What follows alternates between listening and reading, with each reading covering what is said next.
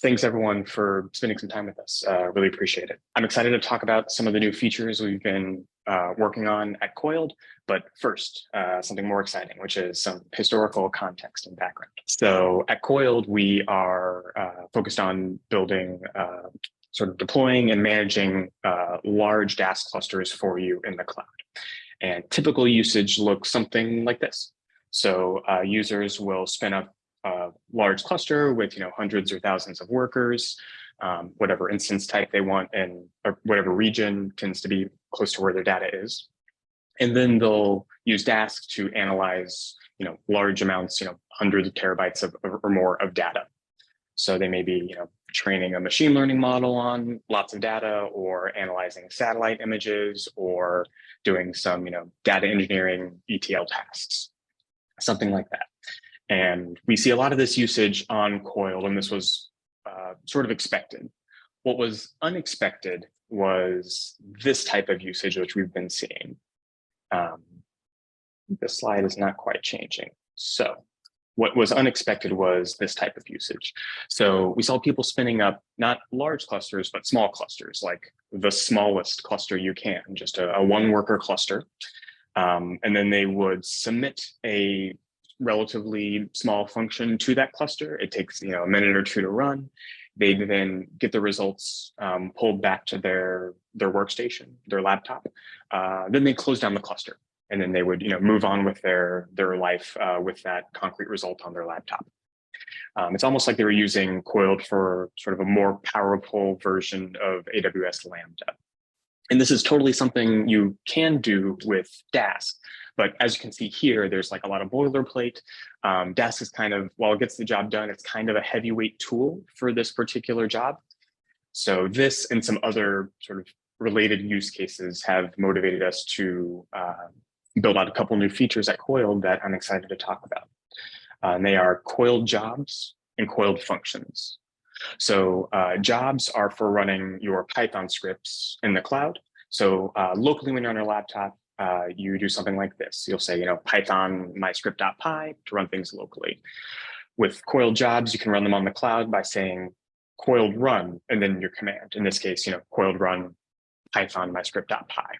And that will take your software environment, your script, ship it off to a cloud VM and run it there instead. Similar with Coiled Functions, you can run your Python functions in the cloud pretty easily. So you might have a process function defined on your laptop that takes inputs, does magic, and returns results. To run that same function on the cloud, you would just add this one line. You would lightly annotate your function with this Coiled function decorator. And we'll then run that function on the cloud and return the results locally to wherever your workstation is. So you might be asking yourself, why would you want to, that's all fine and dandy, but why would you actually want to use these? And there's three reasons that we're excited about for these features. The first is simple APIs. So as you can see, the difference between running something locally on your laptop, whether it's a script or a function, and running on the cloud, it's sort of a minimal change there. This makes the sort of onboarding to the transition from running things locally to running them in the cloud pretty seamless, which we're excited about. We also, like, this brings easy data proximate computing. So if you're actually analyzing data in the cloud, this is a pretty straightforward API for transferring the computations that are actually happening to be co-located right alongside your data in the cloud. This helps reduce data transfer costs. It also helps just make things faster. You don't have to transfer the data that far when your function is also, for example, running in a region on AWS right alongside your data. So it also helps improve runtime. And the last reason is because we're running on the cloud, you have easy access to any cloud hardware. The thing I'm actually particularly excited about here is GPUs, but you could and we'll see an example of that. You could also, spin up, if you're running a function that needs 250 gigabytes of memory and you don't have a like ginormous laptop, you can easily just say, hey, please run this on a machine that has enough memory. So that is jobs and functions. Let's go ahead and start looking at some of these in action. So first thing I want to do is look at this. So I have a script here locally on my laptop. Hopefully the text is big enough for folks. Let me know if it's not. Where we are reading in some data from S3 using pandas. So this data set is New York taxi data. So we use read parquet to read it into a pandas data frame, and then we print some stuff to the screen. So we print the first 5 rows, then we print all the columns, and then we compute the fraction of rides, of taxi rides that had a tip. Then we print that to the screen. Then we filter the data set. So we subsample the data such that we're only looking at taxi rides where there was a tip. Then we take that filtered data set and actually re-upload that back to S3 here. And this happens to be some private bucket on S3. Then we, of course, print done at the end. So if I wanted to run this, normally what I would do is something like this to run this script locally. But I want to run it in the cloud. So I'm going to say Coiled Run. The other thing is both the data I'm reading in and the bucket I'm writing to are in US East 1. So I'm going to say, without a typo, I'm going to say US East 1, Coiled, please just run it in the region where my data lives. So now we're getting some feedback from Coiled where it's actually booting up that instance and going to run this script. So the first thing that you'll see here is that it's resolving our local software environment. Coiled is looking at all the packages that I have pip installed on my laptop in this particular environment, all the packages that I have conda installed, and any kind of local code I might have. So if I have if I've done pip install -e and have some local wheel or something like that installed, it'll also find that, it'll package it up so that I can ship it off to this VM. So I have the same software installed both locally on my laptop and remotely on the cloud. So I can click this link here and see what's happening for my instance. So I asked for this instance to be in US East 1. I'm getting it there. I didn't say anything about the instance type. So it's just using the default instance type, which in this particular case is M6I X large. I can also see sort of the progress of this cloud instance. It was in a queue for a while, then it started up, then it was running, and now it's downloading the software environment. So it's downloading all the software I have installed locally, it's replicating on the cloud, and now it's actually running. So any output that you would have printed from the script then gets forwarded. That's, again, the script's running on the cloud, gets forwarded locally to my machine. So I can see those first 5 rows. I can see all the columns. I can apparently copy and paste by clicking around and paste that into my terminal. I can also, see the tip percentage, and we've uploaded things to S3. So that is sort of the ins and outs here. Oh, one other important point is we're actually closed down. This VM resource is now stopped. So we automatically provision things, set up your software environment, run your script, and then when it's done, we tear things down for you automatically. So we now don't have to think about cleaning up those resources, which is nice. So those are sort of the in and outs of Coiled jobs. It's a pretty straightforward API. Add Coiled, run before your command. There are options. You can say what region, what instance type, things like that. So now I want to move on to Coiled functions. So if I go back to VS Code, here I have another Python script on my laptop. And here I have a local data CSV file. I'm using pandas to read that local data in. I'm then handing that data frame off to some process function I've defined here, running that on the data frame, and then printing out the results. In this particular case, the process function isn't that involved. This is more just to kind of illustrate get a sense for the Coiled function API. So normally, if I didn't have this decorator, this function would run locally. To run it on the cloud, I have this function decorator, and this isn't particularly pertinent for this example, but it has some keyword arguments. So just like I specified the region with the Coiled jobs CLI, I can also specify the same region here. With Coiled functions. This keep alive keyword here is a totally optional thing. You do not have to specify that. By default, we will close down, just like in Coiled jobs. Whenever we're done running this script, all the cloud instances will get torn down. I'm actually telling Coiled intentionally here to not do that and to keep it alive for an hour after I'm done running things. That's so I can reuse it. I'm actually going to reuse it here in this talk so we don't have to go through that 1 to 2 minute VM boot up process for each script that we run. This is also useful if you're like, prototyping something locally. It's nice to kind of have the instance up and keep working with that same instance.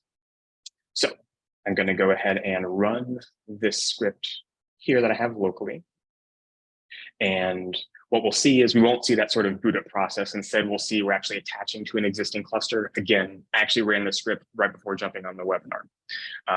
So we reattached to that hot VM instance and ran our function and printed the result. So that function actually ran on the cloud, shipped the result back. We then printed it locally. So that's sort of an example to get a feel for what coiled functions look like. Let's look at a slightly more involved example. So let me scroll down to the bottom. Okay, so here's what's happening in this other script. So here I have a train function, which I call, and it returns, and we'll dive into that train function in a second. But the long and short of it is it returns a trained PyTorch model. I then take that model and save it to a local file on my laptop. So that's sort of, from a high level, what the script is doing. Most of the logic here is in this train function. So if we scroll up and check out that train function, what we'll see is a bunch of PyTorch code where we actually train a neural network and then return the trained model. So here we can see us defining our model, training it, and returning the result. If you're not familiar with PyTorch, that's totally fine. Don't worry about it. The important point I want to drive home here is that this actually requires a GPU. We're training this model on a GPU. And I'm joining you on my MacBook Pro where I don't actually have access to a GPU. So here I'm using Coiled Functions to run this on the cloud on an instance that has a GPU on it. So I can actually use sort of a GPU accelerated PyTorch, even though I don't have access to a GPU locally. So let me go ahead and run that. This script is called PyTorch GPU, as you might imagine. So it's attaching to an existing cluster. Again, I ran this before, so this machine will be hot and waiting for us. And another thing I didn't mention is as we're looping over our training data, I'm kind of printing out where we are in that for loop, sort of as a poor man's progress bar. And so here we can see we're getting output streamed from the cloud back to our local machine here. And again, this is all running on a machine with a GPU installed. I think this goes to like 12,000 is where we, the progress bar. Okay, and there we go. And we can see, I look at my files, there's that model file, which was actually just saved here to my laptop. So I personally am excited about this. It's nice to have, there's been several times when I've wanted to use like CuPy or cuDF and do some GPU computations and haven't had sort of easy access to them. So being able to just, lightly annotate my function and have a GPU has been really nice. The last example I want to touch on is this script. So this is going to kind of illustrate some of that data proximate computing that jobs and functions give us. So here we're going to analyze the New York taxi data set again, the same one we looked at in the first coiled job example. But instead of looking at a single file, we're actually going to analyze all the files for the year 2022. So there's one for each month, so we're actually going to analyze 12 files here.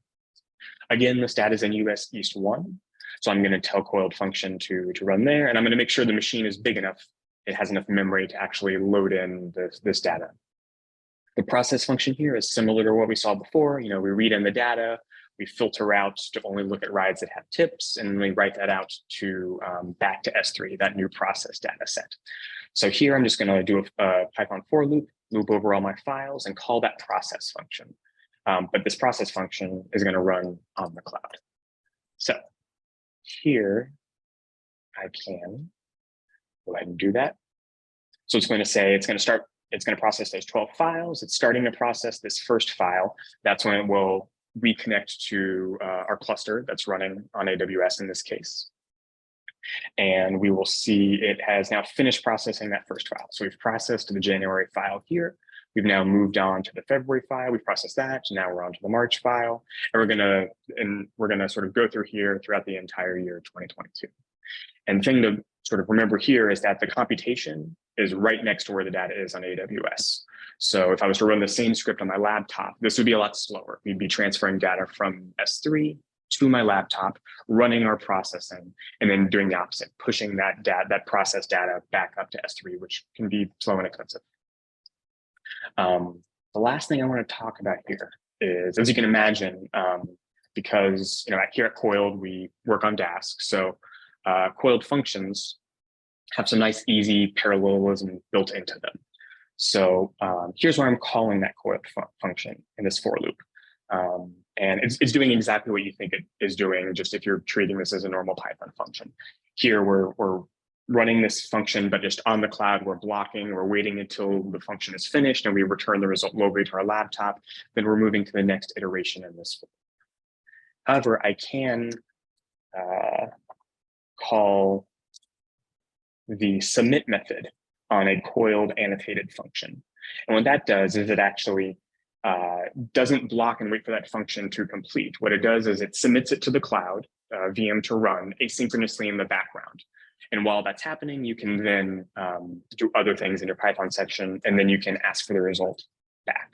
So here I'm going to make a list of those pointers, those futures back to those results running on the cloud.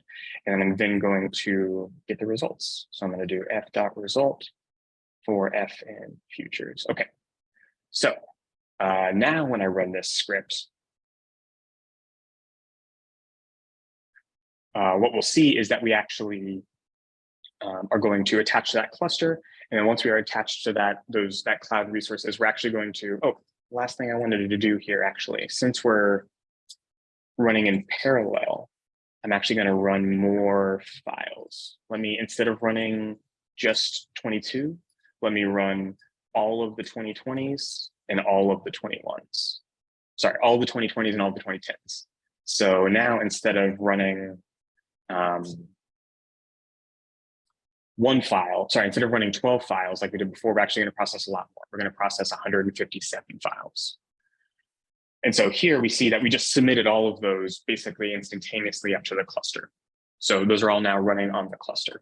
So if I go to that cluster, that instance running on Coiled, what we'll see is that Coiled actually detected that we were asking for lots of functions to be run basically on these instances, and it asked for more instances. We've adaptively scaled from 1 VM up to 4 VMs here. So those VMs are going to go through the same boot up process. They're going to download the software environment, start up. This takes somewhere between 1 to 2 minutes typically, and then they're going to start running things. And actually, the first file just finished, and based on how long it took to process that first file, we've actually asked for more workers adaptively. So now we've asked for a total of 20 workers. So we can see here are those first 3 workers that got adaptively scaled, and now we can see even more showing up. So it looks like now those first 3 workers that adaptively scaled have showed up, and now they're starting to process things. So we'll see that we'll start seeing finished, this file. We'll start seeing those at a much faster clip. And then, there's another one showing up. And then once all of these, 20 workers here show up, we'll really start churning through these files quite quickly. And then after all the files are processed here in parallel, those adaptively scaled workers will then scale back down once the cluster is no longer, being asked to run any functions. So this is nice because it provides sort of a gentle on-ramp for parallelism. You can use Coiled functions to easily just run functions on the cloud serially. And then you can start using the submit method if you'd like to run them in parallel. And then if your needs continue to scale up for this parallelism, you can then switch to full-scale Dask for running large workloads. With that, I want to say thank you all for coming to the webinar. I really appreciate the time. And if you haven't already, you can get started with Coiled by going to coiled.io/start. It's free to get started with Coiled. So your first 10,000 CPU hours every month are free. You'll still get a bill from your cloud provider, but Coiled will not charge you any money for your first 10,000 CPU hours every month. We also highly value user feedback as we're building out features. So if you can try out Coiled jobs and Coiled functions, please tell us about your experience. You can go to the Coiled feedback repo on GitHub. It's our public issue tracker for feedback. Open up an issue there if you'd like, or if you prefer, you can email support@coiled.io. With that, I think I'll again say thanks and turn it over to Q&A. Cool, thanks, James. As a reminder, if you do have questions, feel free to drop them in the Q&A box. Looks like we've got a couple. The first one is really about data security and how submitting the job to a Coiled cluster keeps your data secured. Yeah, that's a great question. So Coiled, sort of on the back end, our model is that we run in your cloud account. So you give us permissions to do things to spin up instances. So we need, like, for example, permissions to spin up EC2 instances, tear down EC2 instances, pull Docker images, things like that. You give us those permissions, and we do everything inside of your AWS account on your behalf. So we don't ever actually see any data. We do things on your behalf there, and then provide you a secure connection to those cloud resources. And what you do to that connection, with that connection, happens totally outside of any Coiled control plane or anything like that. So this is all happening inside your AWS account. So we never actually need to see your data, and your data never leaves your account. Hopefully that answers the question. Another one is around how the function decides which hot instance to use. Does it look for anything that's already booted up that matches the VM type? That is exactly what we do. So yeah, what we do here is, so for example, here, I have any keywords that you pass in here, we basically hash. So in this function, I'm saying, oh, I want a machine with this much memory in US East 1. That's sort of the spec for the machine you'd like this to run on.